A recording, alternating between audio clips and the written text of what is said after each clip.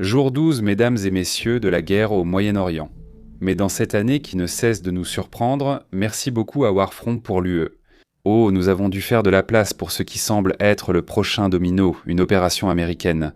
Encore une, cette fois contre Cuba, une prise de contrôle amicale. C'est ainsi que Donald Trump décrit ce qui pourrait bientôt arriver à La Havane, et il prépare clairement le terrain. Le blocus instauré par les États-Unis depuis janvier commence à porter ses fruits. Le mois dernier a été le premier mois où l'île n'a reçu aucune importation de pétrole, quelle qu'en soit la source, pas moins que d'habitude, mais bien zéro. On en est arrivé au point où les avions ne peuvent plus atterrir là-bas, parce qu'il n'y a pas assez de carburant pour les faire redécoller, et les hôpitaux ont suspendu indéfiniment presque toutes les interventions non urgentes. Mais la chute du régime à La Havane a été prédite sans succès depuis plus d'un demi-siècle, à ce stade. Et étant donné que les États-Unis ont déjà les mains bien occupées au Moyen-Orient, qu'est-ce que cela pourrait vraiment signifier pour l'île? Et va-t-elle vraiment devenir la prochaine cible militaire de Trump? Le siège? Lorsque nous avons parlé de Cuba sur notre chaîne sœur Homefront en janvier dernier, c'était dans le sillage immédiat de l'arrestation du président vénézuélien Nicolás Maduro. L'île était déjà dans un état assez critique. Les coupures de courant étaient devenues une routine quotidienne, l'économie était en ruine, et le réseau électrique avait subi plusieurs effondrements à l'échelle nationale au cours de l'année précédente, que le gouvernement avait à peine réussi à rafistoler à chaque fois. Mais même s'il était évident que la Havane serait désormais dans la ligne de mire de l'administration, notamment en la coupant totalement de sa cordon ombilical énergétique à Caracas, un véritable changement de régime restait encore quelque chose d'hypothétique. La principale raison à l'époque, c'est que nous vous avions dit que ce serait l'Iran qui serait le prochain. Eh bien, nous pouvons voir comment cette prédiction s'est réalisée, ce qui a libéré la place suivante. Et tout indique qu'elle a depuis été occupée par Cuba. Ce qui s'est passé dans les 2 mois depuis notre dernier épisode, c'est que l'arrêt du pétrole vénézuélien s'est avéré être le début d'une campagne encore plus vaste, visant à couper chaque dollar, chaque baril et chaque voie d'évasion qu'il restait au régime. Sur le plan énergétique, on a peu remarqué que le Mexique avait dépassé le Venezuela comme principal fournisseur de pétrole de Cuba l'an dernier. Et dans les conséquences immédiates de l'opération, le président mexicain Claudius Sheinbaum s'est d'abord engagé à honorer ses contrats, sans les augmenter mais à livrer ce qui avait déjà été signé, présentant la question comme un enjeu à la fois souverain et humanitaire. Et il faut lui reconnaître qu'un pétrolier est arrivé à La Havane en janvier. Ce n'était qu'une partie de ce dont les îles avaient ras besoin, et même cela ne durerait pas. Le 29 janvier, l'administration Trump a publié le décret exécutif 14 380 déclarant l'état d'urgence national, permettant au président d'imposer des tarifs douaniers. Cela visait tout pays qui vend ou fournit directement ou indirectement du pétrole à Cuba. Le point crucial est la portée de ce traité. Le décret autorisait des droits sur toutes les importations des pays en infraction, pas seulement sur l'énergie. Ainsi, pour le Mexique, poursuivre les expéditions vers la Havane risquait de déclencher des sanctions sur l'ensemble des relations commerciales de l'ACEUM. Presque immédiatement, Sheinbaum a reconnu peu après que les livraisons étaient actuellement suspendues. Elle a décrit cela comme une décision souveraine face aux fluctuations, mais le moment choisi ne laissait guère de doute sur les véritables raisons de cette décision. Le Mexique a seulement apporté une aide humanitaire à Cuba, envoyant nourriture et médicaments sans pétrole. Or, la Havane n'est pas entièrement isolée sur la scène internationale. La Russie a fait des tentatives sporadiques pour faire passer des pétroliers, mais les menaces américaines contre les transporteurs tiers ont dissuadé tout envoi significatif, du moins jusqu'ici. L'infrastructure physique pour traiter le peu qui arrive disparaît aussi. Un incendie le 13 février a temporairement mis la raffinerie hors service. Déjà auparavant, les réserves de l'île étaient épuisées. La plupart des vols commerciaux ont donc été annulés le mois dernier car les aéroports manquaient de kérosène. Alors que le blocus pétrolier a fait la une, il s'inscrit dans une campagne d'étranglement financier qui, à certains égards, a été encore plus méthodique. Et beaucoup de cela avait déjà commencé avant l'arrestation de Maduro. La liste restreinte de Cuba, qui interdit aux citoyens et entités américains de traiter avec des centaines d'organisations cubaines liées à l'armée et au renseignement, a été rétablie. Dès le premier jour du second mandat de Trump, l'administration n'a pas perdu de temps pour élargir également la liste initiale. Orbit, l'un des derniers canaux par lesquels des dollars américains parvenaient encore à l'île sous forme de transfert de fonds, a été ajouté. Cela a coupé les derniers flux financiers étrangers. En plus de la finance, l'administration a aussi visé les 2 principales sources de devises fortes du régime hors pétrole. Le programme de brigade médicale de Cuba envoie des médecins à l'étranger, un système qualifié par certains de travail forcé exporté, et le tourisme. Dans le cas du premier, de nouvelles restrictions de visa sur Cuba et les pays tiers. Les mesures contre les responsables administrant ces programmes visent à couper l'approvisionnement à la source. Le tourisme, autre bouée de sauvetage, a souffert du renforcement des restrictions de voyage et des pénuries de carburant, entraînant des coupures de courant récurrentes dans tout le pays. Vous savez, des choses qui rendent les vacances un peu moins luxueuses.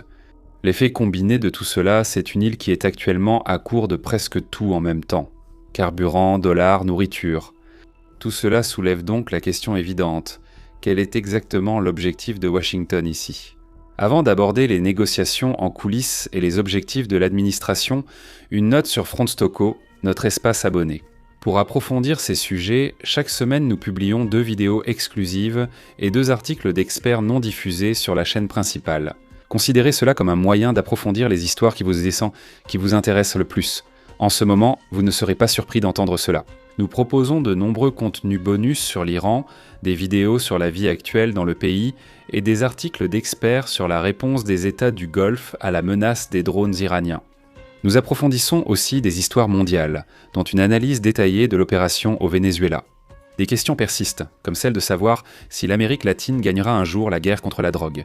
Si vous voulez plus d'analyses bonteuses comme celle-ci, c'est 5 $ par mois ou 50 par an, et ça vaut le coup si ces sujets vous intéressent. Et maintenant, voyons ce que l'administration a prévu pour Cuba. La stratégie, la rapidité avec laquelle la rhétorique de l'administration s'est intensifiée à propos de Cuba vous dit tout ce que vous devez savoir sur la direction que Washington pense que cela prend et la confiance qu'ils ont d'y parvenir.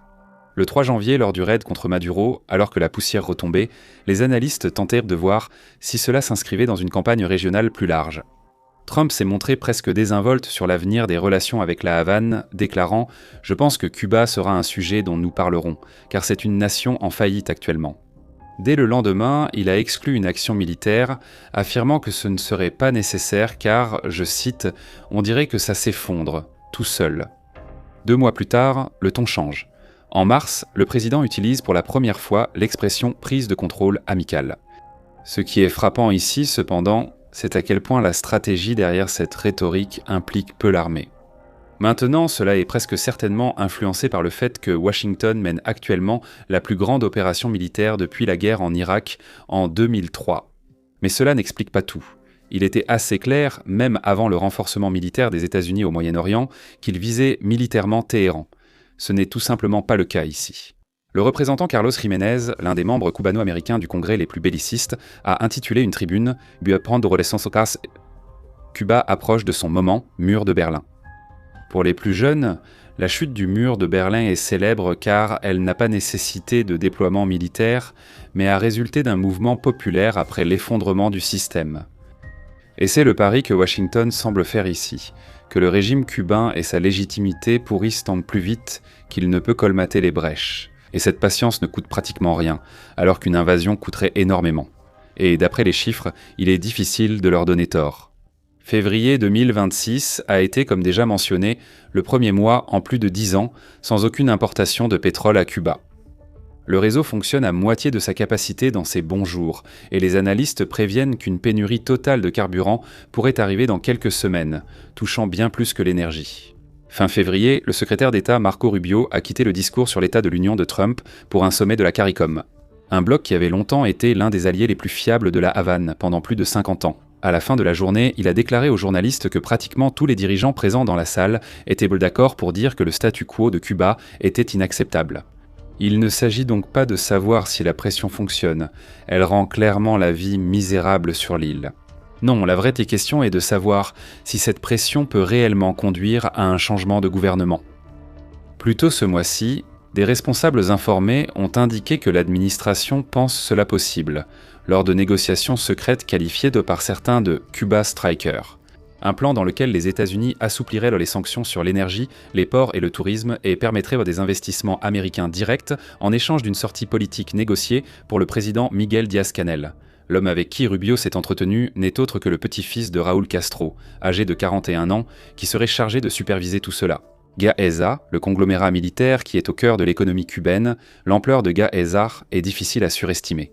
Ses bénéfices bruts représentent près de 37% du PIB de Cuba Ces exportations représentent environ un tiers du total de l'île et ses revenus totaux sont plus de 3 fois supérieurs à l'ensemble du budget de l'État cubain.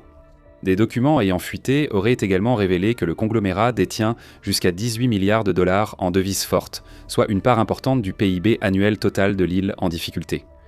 Mais surtout, ce plan ne prévoyait aucun cadre pour une transition démocratique, comme des élections libres, des partis d'opposition ou une révision des droits de l'homme. Et la communauté en exil n'a pas été ravie, c'est le moins qu'on puisse dire. José Daniel Ferrero, l'un des principaux leaders de l'opposition cubaine en exil, a averti Rubio de ne pas conclure de pacte à la vénézuélienne qui maintiendrait la structure du régime, affirmant qu'une telle démarche serait une erreur qui provoquerait de nouvelles crises plus tard. Cela dit, Rubio est lui-même le fils d'exilés cubains et a été sénateur de l'État où la grande majorité d'entre eux se sont réfugiés. Et pour quiconque a passé du temps à interagir avec la population cubaine de Miami, il ne faut pas plus de 5 secondes pour comprendre quel est le consensus général sur le régime de la Havane. Autrement dit, ce n'est pas un homme qui a grandi en admirant la famille Castro. Adopter une position ferme contre le gouvernement là-bas a toujours été au cœur de sa politique étrangère.